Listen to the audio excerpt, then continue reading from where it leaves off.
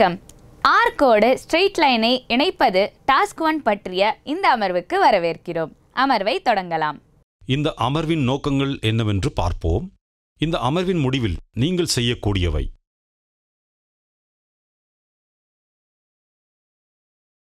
Marking black கொண்டு உலோக சர்ஃபஸ்களில் கோடுகளை மார்க் செய்யவும், ஸ்கிரைபரை கொண்டு கோடுகளை மார்க் செய்யவும், பெவல் புரோட்ராக்டர் கொண்டு ஆங்கிள்களை மார்க் செய்யவும், டிவைடர் மூலம் ஆங்கிள்களை இரு சமமாக பிரிக்கவும், டிவைடர் மற்றும் ஸ்கிரைபரை கொண்டு வட்டங்கள், ஆர்க்ஸ் மற்றும் டான்ஜென்ட்களை மார்க் செய்யவும், டாட் பஞ்ச் கொண்டு ப்ரொஃபைலை பதிவு செய்யவும்.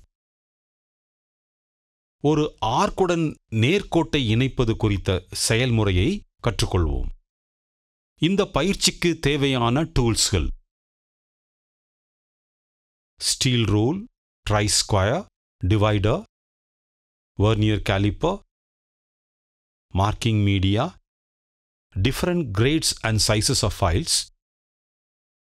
surface table, vernier height gauge, angle plate, dot punch and center punch, ball peen hammer, anvil, bevel protractor, scriber. Steel ரூலை பயன்படுத்தி ஒர்க் பீஸின் அளவை சரிபார்க்கவும். பாஸ்டட் ஃபைலை பயன்படுத்தி எல்லா 6 ஃபேஸ்களையும் ஃபைல் செய்யவும்.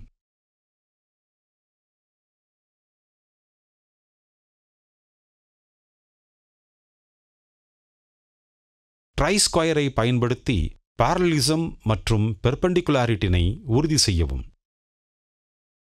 ஃபேஸ் A மீது மார்க்கிங் மீடியாவை தடவவும். ஆங்கிள் பிளேட்டின் உதவியுடன் சர்ஃபஸ் டேபிளில் வெர்னியர் ஹைட் கேஜை பயன்படுத்தி 150 mm x 60 mm அளவை மார்க் செய்யவும்.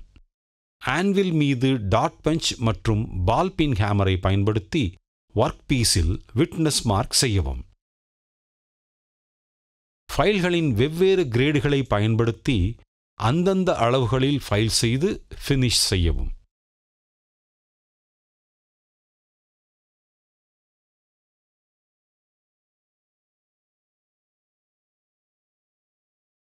ட்ரை ஸ்கொயரை பயன்படுத்தி parallelism மற்றும் பெர்பெண்டிகுலாரிட்டினை உறுதி செய்யவும்.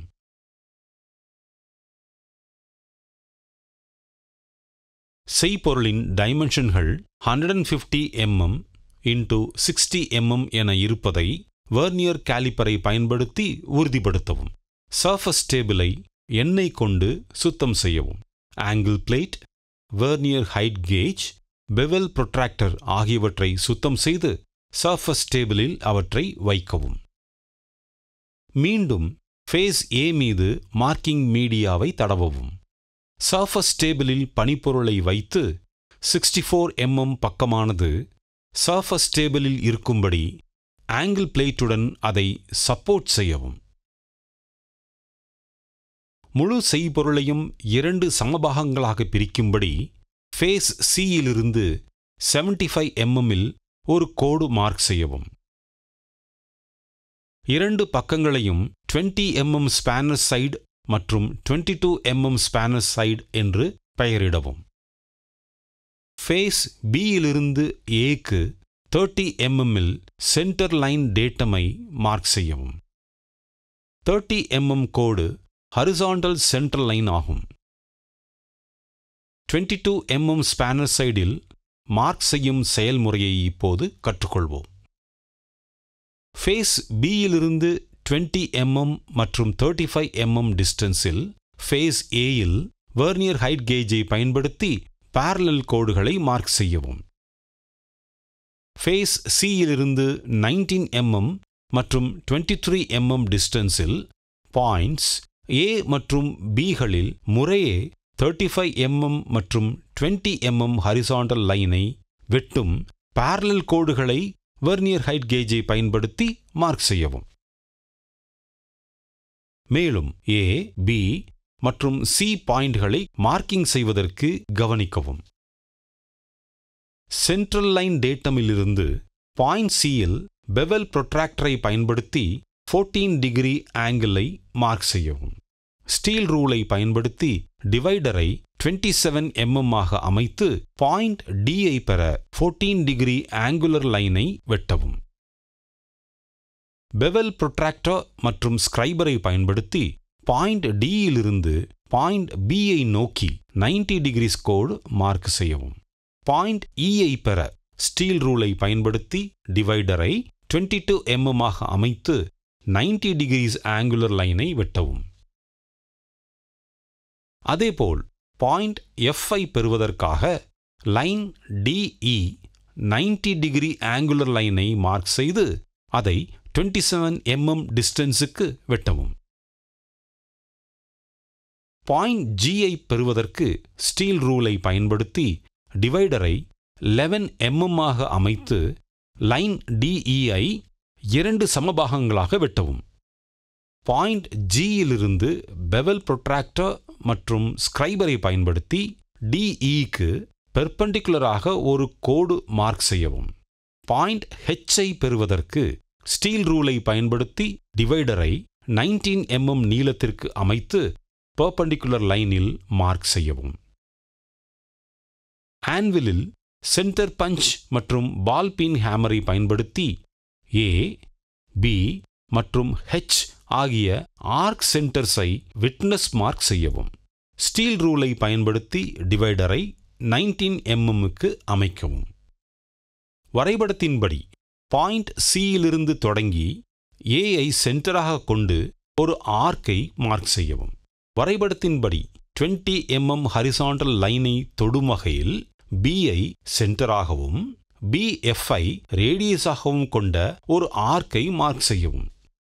வரைபடத்தின்படி CD மற்றும் EF கோடுகளுக்கு குறுக்கே ஆர்க் கட் செய்யும் வகையில் H ஐ சென்டராகவும் GH ஐ ரேடியஸாகவும் கொண்ட ஒரு ஆர்க்கை மார்க் செய்யவும்.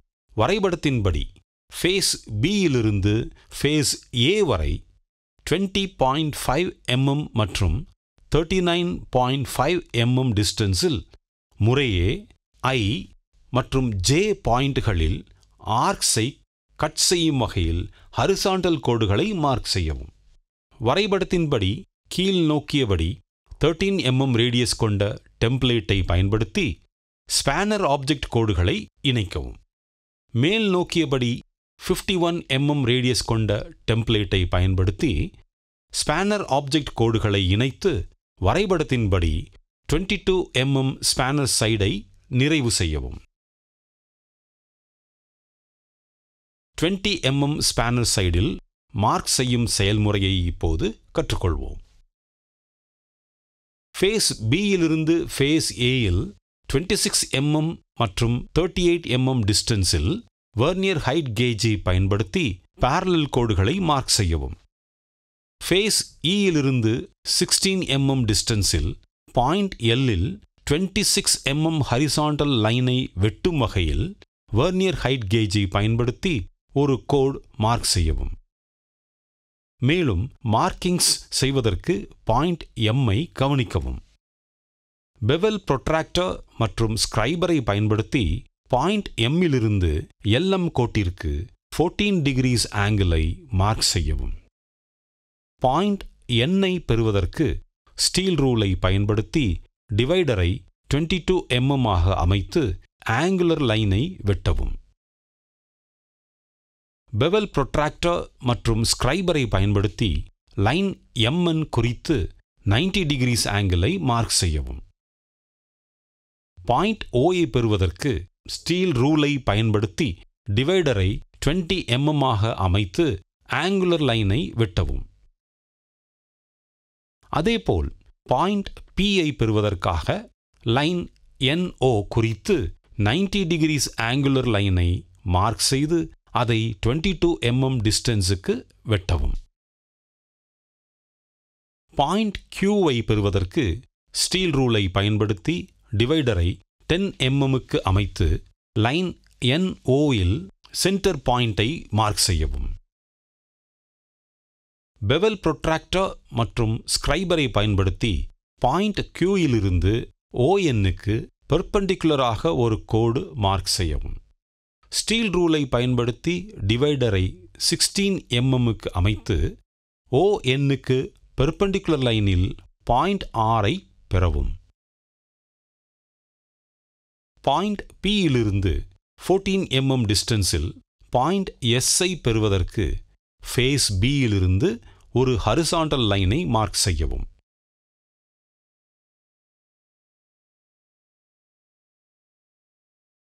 பாயிண்ட் Sயிலிருந்து பாயிண்ட் Tயில் உள்ள 38 mm லைனை தொடும் வகையில் ஃபேஸ் Cயிலிருந்து ஒரு கோடு மார்க் செய்யவும்.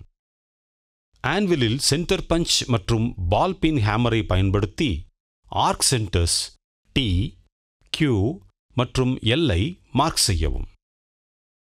ஸ்டீல் ரூலை பயன்படுத்தி டிவைடரை 16 mmக்கு அமைக்கவும். வரைபடத்தின்படி Mயிலிருந்து தொடங்கி Lஐ சென்டராக கொண்டு ஒரு ஆர்க்கை மார்க் செய்யவும். 38 mm ஹரிசாண்டல் லைனை தொடும் Pயிலிருந்து Tஐ சென்டராகவும் TPஐ ரேடியஸாகவும் கொண்ட ஒரு ஆர்க்கை மார்க் செய்யவும். அதாவது OP மற்றும் MN கோடுகளை கட் செய்யும் வகையில் Rஐ சென்டராக கொண்டு 16 mm ரேடியஸ் கொண்ட ஒரு ஆர்க்கை மார்க் செய்யவும். ஆர்க்கை முறையே பாயிண்ட்ஸ் U மற்றும் Vயில் வெட்ட ஃபேஸ் Bயிலிருந்து 21 mm மற்றும் 39 mm டிஸ்டன்ஸில் parallel கோடுகளை மார்க் செய்யவும். வரைபடத்தின்படி கீழ் நோக்கியபடி 51 mm ரேடியஸ் கொண்ட டெம்ப்ளேட்டை பயன்படுத்தி ஸ்பேனர் ஆப்ஜெக்ட் கோடுகளை இணைக்கவும். வரைபடத்தின்படி 20 mm ஸ்பேனர் சைடை நிறைவு செய்ய மேல் நோக்கியபடி 13 mm ரேடியஸ் கொண்ட டெம்ப்ளேட்டை பயன்படுத்தி ஸ்பேனர் ஆப்ஜெக்ட் கோடுகளை இணைக்கவும். 22 mm சைடு மற்றும் 20 mm சைடு கொண்ட எண்ட் பாயிண்ட்களை இணைப்பதன் மூலம் ஸ்பேனர் ப்ரொஃபைலை நிறைவு செய்யவும். ஸ்பேனர் ஆப்ஜெக்ட் கோடுகளின் விட்னஸ் மார்க்கிங். ஆன்விலில் ஒரு டாட் பஞ்ச் மற்றும் பால் பின் ஹேமரை பயன்படுத்தி 22 mm ஸ்பேனர் சைடின் ஸ்பேனர் ப்ரொஃபைலை விட்னஸ் மார்க் செய்யவும். ஆன்விலில் ஒரு டாட் பஞ்ச் மற்றும் பால் பின் ஹேமரை பயன்படுத்தி 20 mm ஸ்பேனர் சைடின் ஸ்பேனர் ப்ரொஃபைலை விட்னஸ் மார்க் செய்யவும். ஸ்ட்ரக்சரை நிறைவு செய்ய ஸ்பேனர் ப்ரொஃபைலின் மீதமுள்ள பகுதிகளை விட்னஸ் மார்க் செய்யவும்.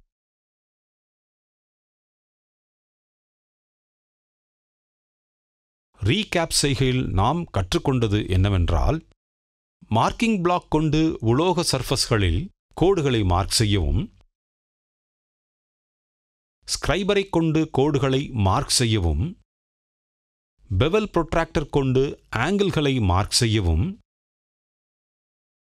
டிவைடர் மூலம் ஆங்கிள்களை இரு சமமாக பிரிக்கவும், டிவைடர் மற்றும் ஸ்கிரைபரை கொண்டு வட்டங்கள், ஆர்க்குகள் மற்றும் டான்ஜென்ட்களை மார்க் செய்யவும், டாட் பஞ்ச் கொண்டு ப்ரொஃபைலை பதிவு செய்யவும். ஆர்க்குடன் ஸ்ட்ரெயிட் லைன் இணைப்பது பற்றிய இந்த டாஸ்க் 1 முடிவடைகிறது. நீங்கள் அனைத்து கருத்துக்களையும் பயிற்சிகளையும் புரிந்து கொண்டீர்கள் என்று நம்புகிறேன். அடுத்த அமர்வில் சந்திப்போம்.